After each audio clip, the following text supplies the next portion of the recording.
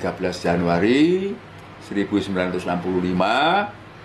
itu gerombolan daripada pemuda rakyat, kemudian Barisan Tani Indonesia yang merupakan underbow, jadi daripada Partai Komunis Indonesia, ribuan orang menyerang mental training ini ketika kami baru saja menyelesaikan sholat subuh, bahwa suatu tempat yang kita sebenarnya nggak tahu kita ini akan dibawa kemana atau akan dibunuh.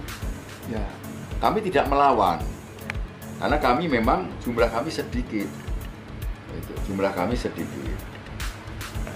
Akhirnya kita diam saja dia. Kami pun sudah tidak berdaya kan, karena diikat tangan, diikat leher juga diikat seperti kerbau begitu itu. Ya. Nah, kemudian dibawa ke tempat lalu diantarkan berhenti. Ya. Dengan bahasa daerah, enaknya pateni yang kenai, gitu. Ya. Mari kita bunuh di sini saja. Ternyata nggak dibunuh. Engkau yang konoe, di sana saja nanti, jangan di sini. Kemudian dibawa lagi, ya, berjalan. Pada waktu itu memang masih belum banyak rumah. Ya, jadi berjalan di Kanigoro itu pun semuanya berupa ladang, bulak begitu. Nah, demikian pula dari Kanigoro menuju ke kota Kecamatan Keras itu juga belum banyak rumah. Kita dihentikan dengan jalan entah 2-3-4 kali untuk ditakut-takuti.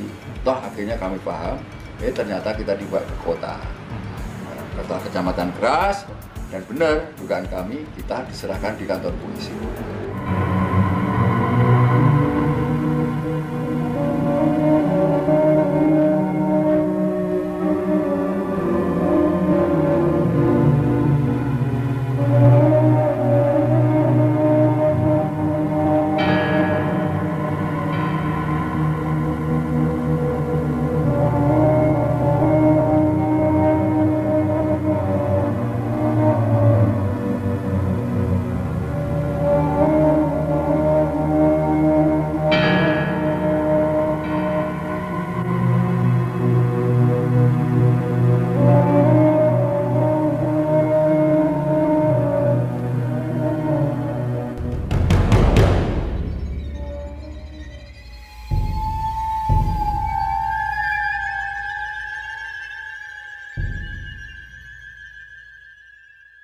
Politik menggoreng Kanigoro.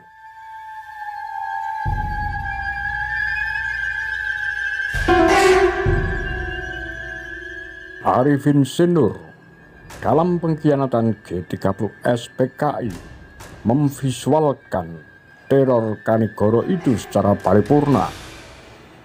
Di sebuah masjid, segerombol massa bersirah hitam-hitam memasuki masjid tanpa perlawanan, menembaki jemaah yang salat, arit berkelebat, membabat kader-kader PII yang sedang khusyuk mendengarkan lantunan imam membaca surah-surah. Dengan arit juga, gerombolan itu memporak-porandakan kitab suci. Narasi itu disodorkan secara tunggal tanpa interupsi dan pledoi apapun. Ia dijaga rapat oleh sepatu Lars kekuasaan untuk pembentukan opini laten bahwa PKI yang ateis, mursal, itu adalah seterkutuk-kutuknya kaum. Sudah tak bertuhan, bikin onar di mana-mana, melecehkan agama pula, sempurna. Kita tidak pernah mendapatkan narasi lain atas Kanigoro. Setelah ditemukannya 3 clipping buram di Harian Rakyat, edisi 11, 12, dan 13 Februari 1965. Semua kader PII nyaris tak pernah disodori narasi-narasi lain untuk mereka waspadai siapa sebetulnya yang menang besar dalam propaganda Kanigoro ini. Di clipping itu, 2 hal yang langsung dibantah PKI atas apa yang disebut penggerobokan Kanigoro. Pertama, Penggerobekan itu tak dilambari oleh semangat memusuhi agama Islam, tapi semata karena soal politik, bahwa pada Maret 1964 Partai NU keras dalam statementnya telah melarang Samelan, bekas anggota Partai Masyumi, untuk melakukan pengajian. Oleh Pemuda Rakyat dan BTI, tokoh bernama Samelan itu ditengarai hadir. Sekaligus mereka saat itu meminta tanggung jawab panitia yang sebelumnya sudah berjanji tak menghadirkan Samelan. Kedua, PKI mengeluarkan keterangan resmi bersama Front Nasional Jawa Timur, di mana terdapat unsur NU dan kepolisian di dalamnya, bahwa tidak ada anggota PKI menginjak-injak Al-Quran. Isu bahwa dalam peristiwa Kanigoro telah diinjak-injak kitab suci Al-Quran itu tidak benar.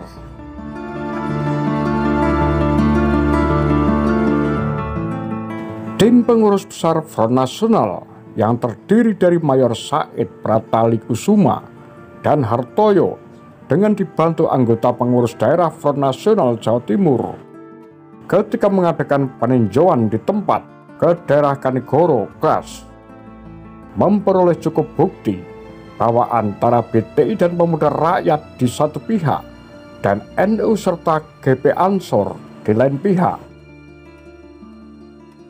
tidak ada perasaan apa-apa bertalian dengan terjadinya peristiwa Kanigoro.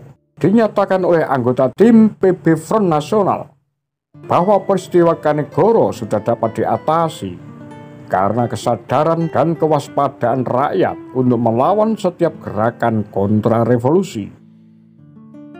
Di mental training kader PII di Kanigoro keras di daerah Kediri pada waktu itu disinyalir adanya gerakan kontra revolusi yang dilakukan anggota-anggota bekas partai terlarang.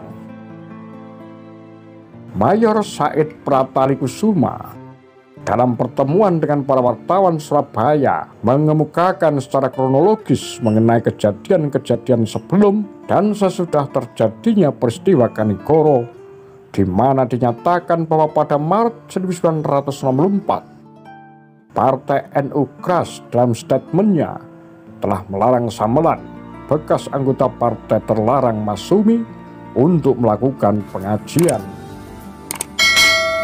Pernyataan serupa telah dikeluarkan juga oleh panitia mental training kader PII di Kras pada tanggal 12 Januari, yaitu sehari sebelum terjadinya penggerobekan. Mengenai penggerobekan yang dilakukan oleh anggota-anggota BTI dan Pemuda Rakyat itu, karena alasan-alasan tersebut di atas, yaitu di mental training PII di Kanigoro keras, terdapat unsur yang dapat membahayakan revolusi dan membahayakan persatuan nasional revolusioner berporoskan Nasakom. Dalam memberikan keterangan kepada para wartawan itu, tim PB Front Nasional juga menyanggah pemberitaan sementara surat kabar yang menyatakan bahwa dalam peristiwa Kanigoro telah diinjak-injak kitab suci Al-Quran. Dengan tandas dikatakan hal itu tidak benar. Harian Rakyat 11 Februari 1965. Ada pula kampanye yang untuk waktu cukup lama disebar-sebarkan orang. Anggota PKI menginjak-injak Al-Quran. Tema ini saja pun sudah menunjukkan bahwa maksud si pembuat kampanye adalah untuk memainkan sentimen-sentimen rendah massa yang terbelakang. Tidak ada sama sekali kejadian semacam itu. Malah yang ada adalah kong kali kong kaum Masyumi untuk memecah belah Front Nasional, khususnya antara PKI dan NU. Harian Rakyat 13 Februari 1965. Satu laporan lagi dari media Radar Kediri yang menurut Front Nasional telah mencoba menuliskan secara lebih berimbang.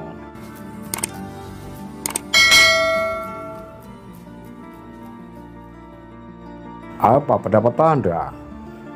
Demikian Kura-Kura Tagar Lambe Sundel.